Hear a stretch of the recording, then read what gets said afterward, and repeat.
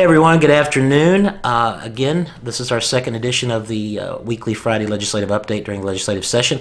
I'm not going to talk about everything that's going on in the legislature. I'll keep it brief or as brief as I can and still keep you informed. So let's get started. This is a little less orchestrated than my Monday Minute because I just want to let you know what's going on. Two bills that are on the move that we're watching: House Bill 2002, which is the broadband infrastructure bill. On the surface, a very good bill, a bill we support. It was reported out of the House Judiciary Committee, went to the floor, was read a first and a second time, and then went to the second committee reference into technology and infrastructure, but it went there on second reading. So once that committee gets done with it, it will come back out of that committee, be on the floor in third reading status, and prepare to vote and pass the House, go over to the Senate.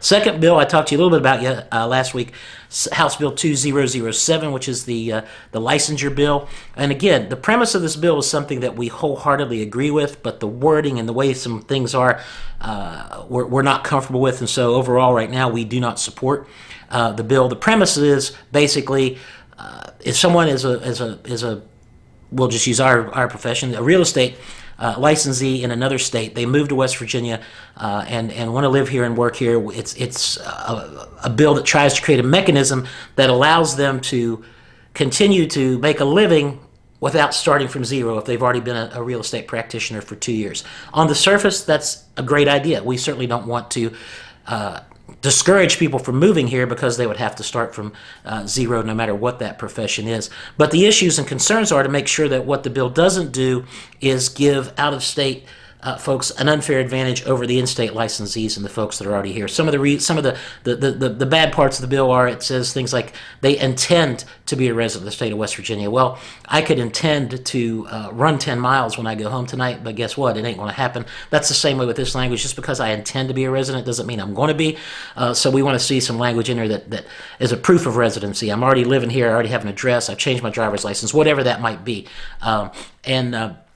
Another issue is we want to make sure that they have to come in at, no matter what the profession is, they have to come in at the standard set in West Virginia, but not a lower standard. So in other words, if there was a lower standard in another state for an occupation or profession and they come in here, then we want to make sure that they move up and meet our standards before they do that. So again, the premise is great, but there's a lot of things in the bill that just don't mesh and don't click. So one of the things that we're hoping to propose, when I say we, it's not just us, the entire business community is lined up together. We're working together through the Business and Industry Council on this bill. And one of the things that we hope to accomplish is to say, look, this is a great idea, but how about if you just say by January 2022, every chapter 21, 29, and 30 boards have to have a process in place for this to happen. Let them decide what the right process is in place for whoever that group is.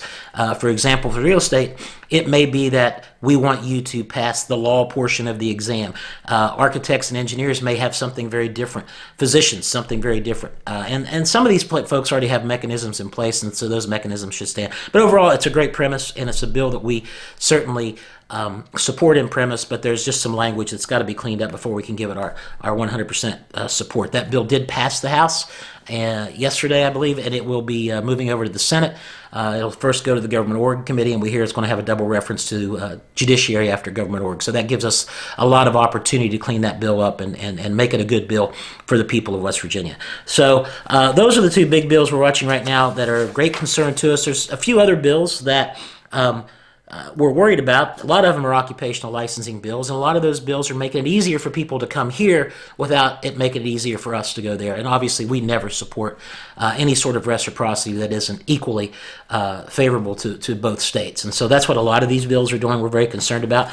There's a couple of bills that are dealing with allowing people to do business out of their home, and it doesn't mean work from home like we've done during COVID. That means actually do business out of their home, not have a physical office. Obviously, the state law for the real estate brokerages, they have to have a physical office. We have not heard any real issues in terms of that needs to stop.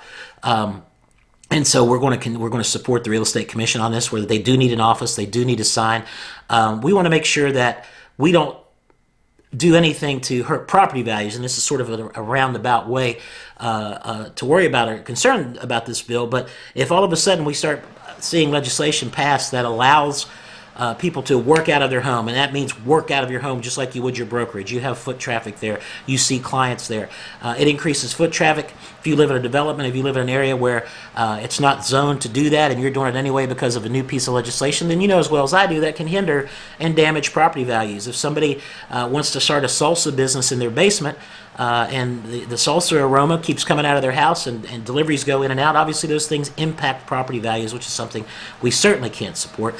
Same issue with signs. We think that it's important that you have a brokerage, you have a physical office, and you have a sign where that office is. So it's not legislation that we are behind or support at this time, but we haven't developed a strong position in writing, position paper, so to speak. We're working on that now, but we will fight those bills and oppose those bills as they come about. That, I think, is a good overview. We're still reviewing the bills. Council's reviewing the bills that I talked about in terms of fair housing and so forth. Obviously, I'd say that with no intention or no intent that we would not support a fair housing bill in West Virginia. Of course we would, absolutely. But until we read line by line what these bills do, we want to make sure that that's really what the bill does and all the bill does. And so it's not that it's something we're opposed to. It's just we make sure sometimes the bills don't do what they say they're going to do in their short descriptions. And a couple of bills that we're certainly going to get behind and support. We're going after again the problems you guys face having to constantly, every time you put a sign in a yard for sale in this municipality or that municipality, all of a sudden you got to buy a business license, you got to buy a certificate to operate, you've got to do whatever, pay the B&O there, pay the B&O here. And so again, we're working with legislators to try to get some legislation through that says as long as you are following the law, which is that you have a business license for the state of West Virginia and a business license in the municipality where your domicile is, that's as far as it needs to go, and you don't have to have a business license everywhere in every little place that you do business.